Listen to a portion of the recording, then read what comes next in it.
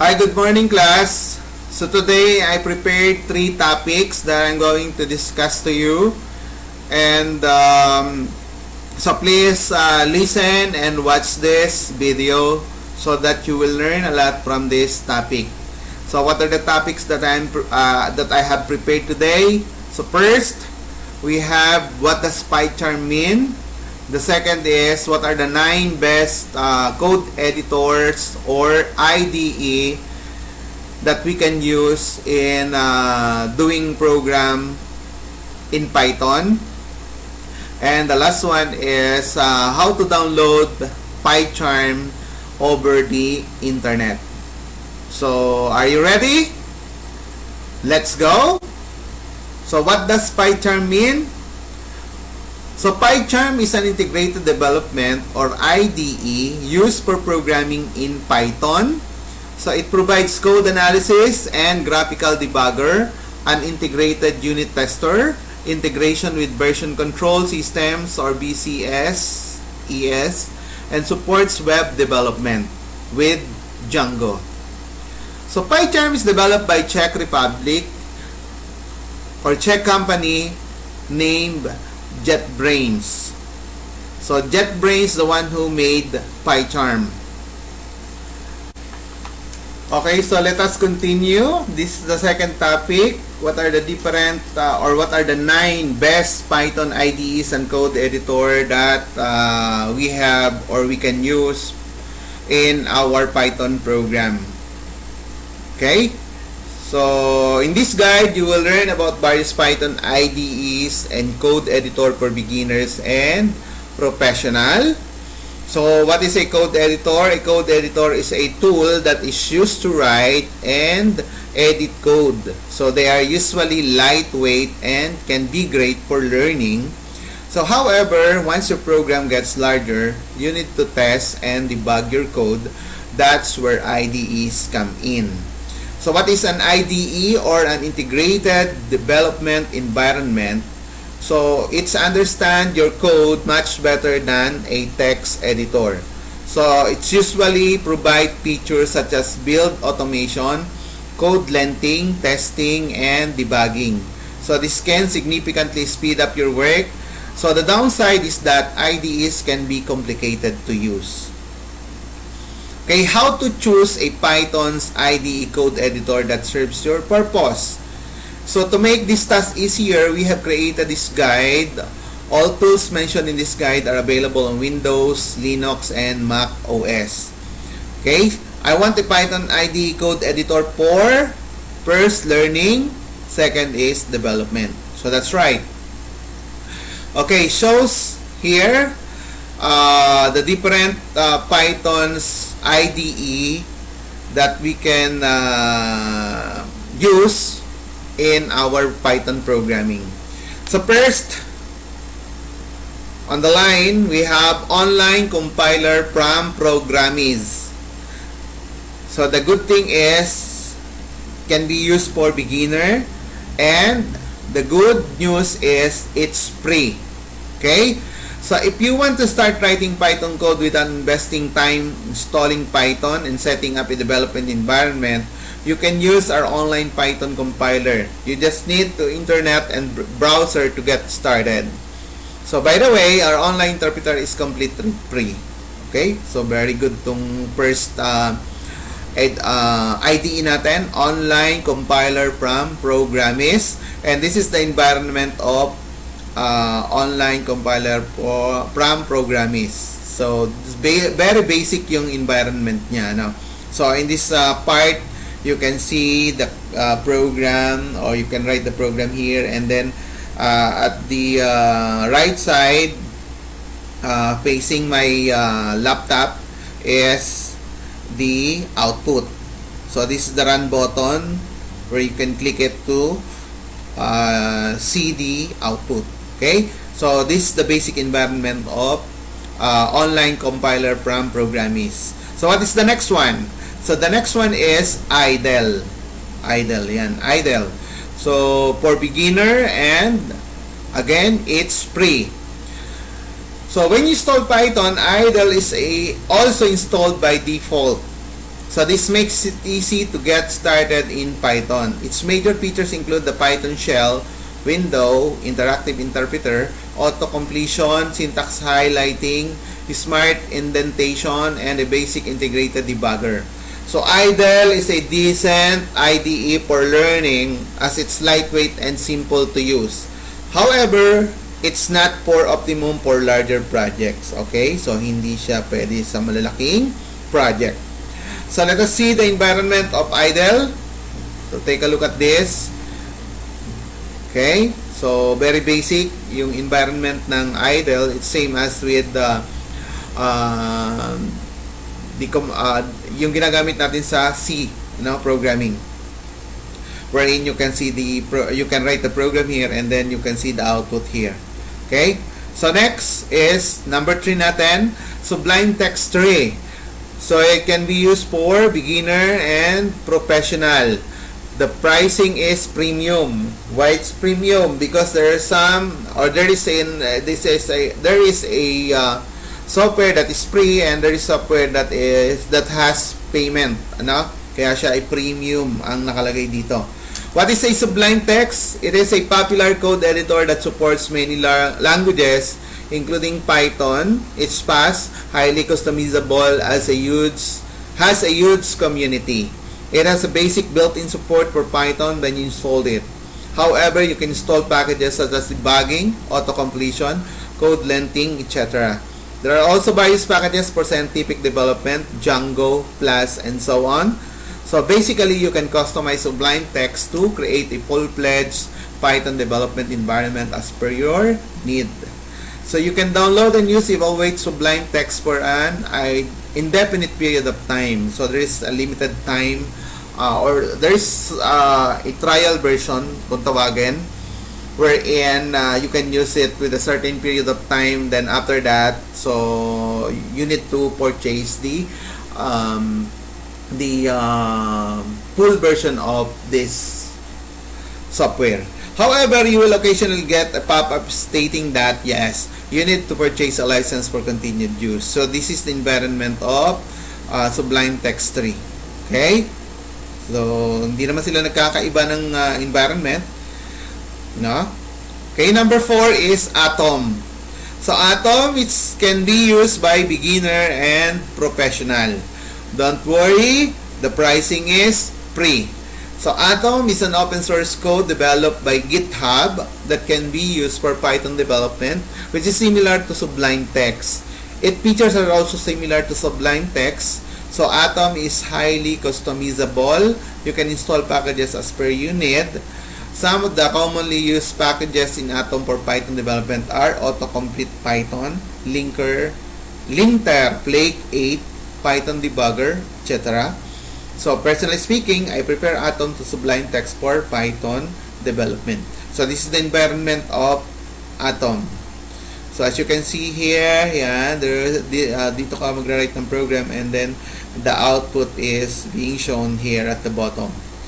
Okay, what's the next one? So the next, number 5 natin is Tony. So Tony can be used by beginner and the pricing is free. Tony is a Python dedicated IDE that comes with Python trail built in. Once you install it, you can start writing Python code. Tony is intended for beginners. The user interface is kept simple so that beginners will find it easy to get started. Though Tony is intended for beginners, it has several useful features that also make it a good IDE for full-fledged Python development. Some of its features are syntax error highlighting, debugger, code completion, step through, expression evaluation, etc. Okay? So, if you are a beginner, to go to view, ito yung tip niya, and then click variables. This will open variables view that contains your program variable list and their values. So, kakaiba siya kasi you can show the variables here in this software, Tony. Okay, the environment of Tony is this one. So you can see here, this is the program. You write the program here and then the output here, and then at the right side Facing the laptop is the variable. So, makikita mo yung variable ng iyong program here. Okay? So, medyo kakaiba siya ngayon. Okay? So, what is the next? Of course, the one we're going to use, PyCharm. So, what is PyCharm? It can be used by professional, and the good news is it's premium. So, free and with payment. Okay? So, there is such we will discuss it later why it's premium, ano? Because there is a interpretation about it. So what is PyCharm? PyCharm is an IDE for professional developers. It is created by JetBrains, a company known for creating great software development tools. So there are two versions of PyCharm. So ito yung sinasabi na while it is premium, which is the two versions are community, free open source version, which is lightweight, good for Python and scientific development. And the other version is professional, which is a paid version, full featured IDE with support for web development as well. So yung community is a free and open source version. That's why it's free. And the professional, it is a paid version or there's certain payment kang babayaran to use it. Okay? Kaya siya ay tinawag na premium. So PyCharm provides all major features that a good IDE should provide: code implementation, code inspection, error highlighting, and fixes, debugging, version control system, and code refactoring. All these features come out of the box. That's why PyCharm is a very good IDE to be used in your Python programming. So next, personally speaking, PyCharm is my favorite IDE for Python development, as you mentioned. So the only major complaint I have heard about PyCharm is that it's source intensive. Excuse me. It's resource intensive. If you have a computer with small amount of RAM, usually less than 4 GB, your computer may lag. Excuse me. Okay, so the environment of PyCharm is this one. So you do your program here, and below here is the output. So nandito yung output niya, na? Okay? So next is number 7, Visual Studio Code. It is this is for professional, and the pricing is free. Okay? So Visual Studio Code or VS Code is a free and open source IDE created by Microsoft that can be used for Python development. You can add extensions to create a Python development environment as per unit in Visual Studio Code. It provides features such as intelligent code completion, lengthening for potential errors, debugging, unit testing, and so on. So Visual Studio Code is lightweight and packed with powerful features. It is the reason why it's becoming popular among Python developers. So let's see the environment. So this is the environment of Visual Studio Code. So the program, you write the program here, and then the output maybe you can see it here. Dito sa baba rin. Ano? Okay? So that is Visual Studio Code. And number 8 is what you call Vim. Vim is for professional and it's free. What is Vim? Vim is a text editor pre-installed in Mac OS and Unix system. So pre-installed na siya sa Mac OS and Unix system. So do not need to download it kapag ang gamit mong OS is Mac OS and Unix. Okay? But for Windows, you need to download it. So some developers absolutely adore Vim. Its keyboard shortcut and extendability, whereas some just hate it. So meaning to say that it's more you can navigate it using so many keyboard shortcut. If you already know how to use Vim, it can be a good tool for Python development. So if not, you need to invest time learning Vim and its command before you can use it for Python. So that's what I told you. Okay? You can add plugins for syntax highlighting, code completion, debugging, refactoring, etc. to Vim and use it as Python IDE. So this is the environment of Vim. Okay? So here is where you can write the program. So maybe. So here, and then the output is here. What is this? Print A. Oh, okay. So maybe you write the program here, and this is the output. No? So medyo complicated yung environment niya compared with other IDEs, wherein mas madaling makita kung saan ka mag-encode at kung saan ka mag so they use Unix here, no? That's why it's different. Okay, so the last one is what you call Spider. This is the last IDE that I'm going to discuss to you with the 9 best IDEs and code editor used in Python. So Spider is for beginner and professional. So pricing is also free. So what is Spider? Spider is an open source IDE usually used for scientific development. The easiest way to get up and running up with Spider is by installing Anaconda distribution. If you don't know, Anaconda is a popular distribution for data science and machine learning. So the Anaconda distribution includes hundreds of packages including NumPy, Pandas, Scikit, Learn, Matplotlib, and so on. Spider has some great features such as auto-completion, debugging, and IPython shell. So however, it lacks in features compared to PyCharm. So this is the environment of Spider. So as you can see the program here, and maybe the output is, where's the output? Ayun, the console here. So this one, source, object. Okay, so different. Spider environment is also different with the rest of the IDEs that I discussed to you sa first part, no? Itong ating topic. Okay? So let us take some review about this. Okay, so what are the 9 best IDE and code editor to be used in Python programming? So first is online compiler from Programiz. The second one is Idel. The third one is Sublime Text 3. Fourth is Atom. Fifth is Tony. Sixth is PyCharm. Seventh is Visual Studio Code. 8 is Vim. And 9 for the last is Spider. So these are the 9 best IDE and code editor we can use in making programs in Python. Okay? So if you have questions about this, you can comment down below in the comment section. Just write down your questions so that I can answer it immediately. Okay?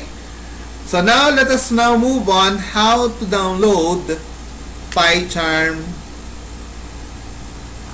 software. So here we're going to start here, ano, kasi meron siyang connection with sa pag-download ng PyCharm. So just click this one. So click lang natin yan, and then you will move to another window. And now you're here at the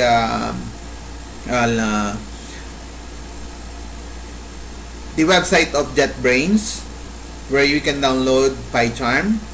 So jetbrains.com, ito, yan, JetBrains.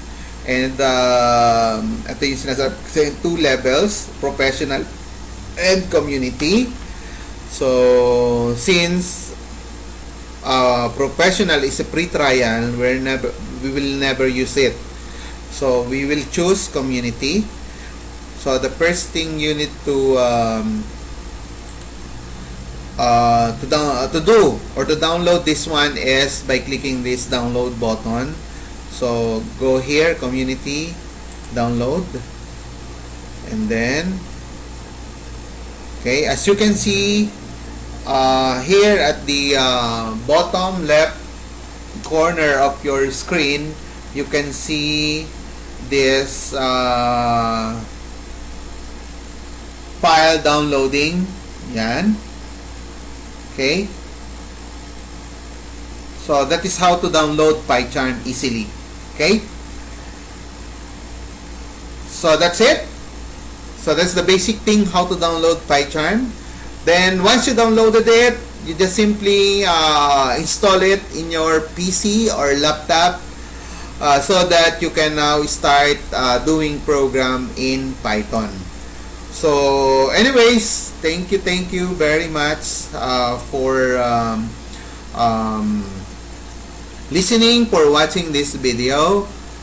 So don't forget to write down your questions so that I know if you learn this discussion, this topic or not. Okay?